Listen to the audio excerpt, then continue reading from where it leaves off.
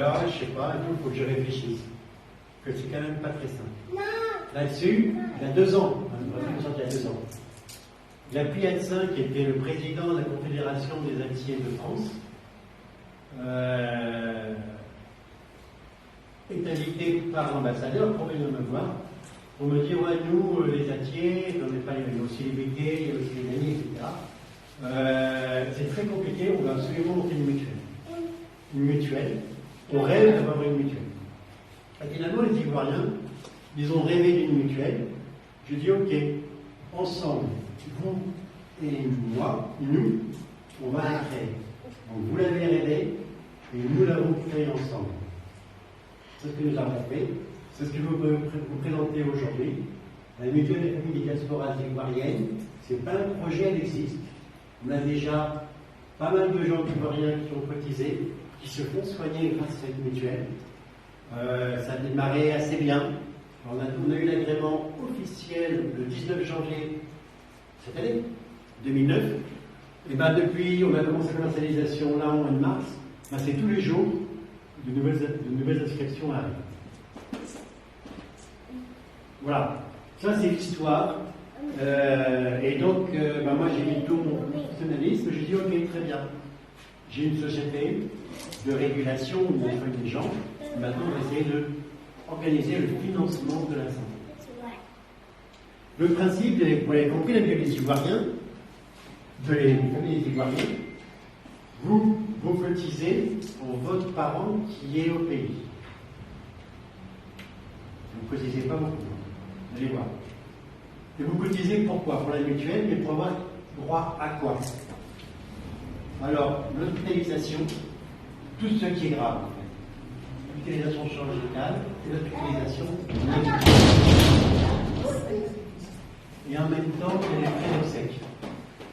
Ça veut dire que si votre parent en Côte d'Ivoire décède, malheureusement, eh bien, vous qui avez cotisé, vous avez tout de suite un billet d'avion pour aller à Abidjan, pour aller aux obsèques.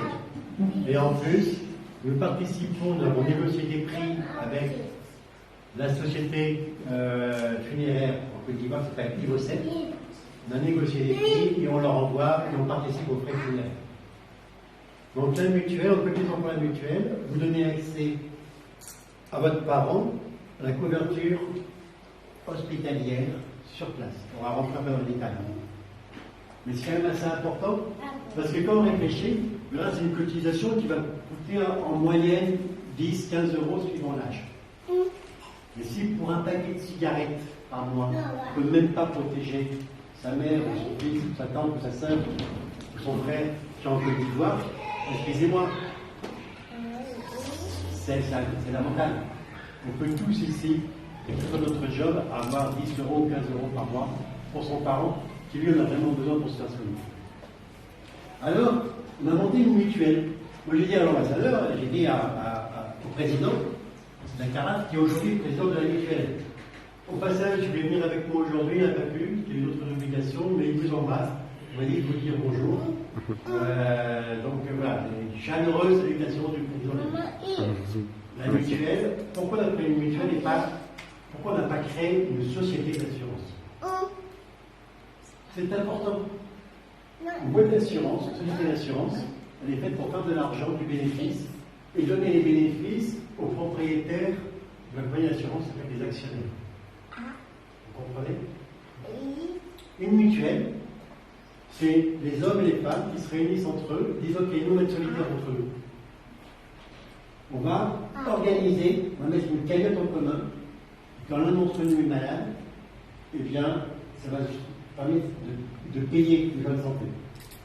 Cette mutuelle, eh bien, elle va être organisée avec des normes européennes. Donc on est très en normes européennes, mais elle a été pensée et sur le terrain, elle est servie par des Ivoiriens. Donc on est vraiment dans quelque chose d'ivoirien avec la rigueur un petit peu européenne. Ça se passe bien tout à l'heure. Et donc cette mutuelle, elle vous appartient, elle ne m'appartient pas à moi. Je ne suis pas propriétaire, c'est vous les femmes. Vous, quand vous aurez souscrit, vous serez propriétaire de la mutuelle. Quand vous aurez souscrit, il suffit que vous souscriviez pour devenir propriétaire. Est-ce que c'est bon? Est-ce que j'ai des questions?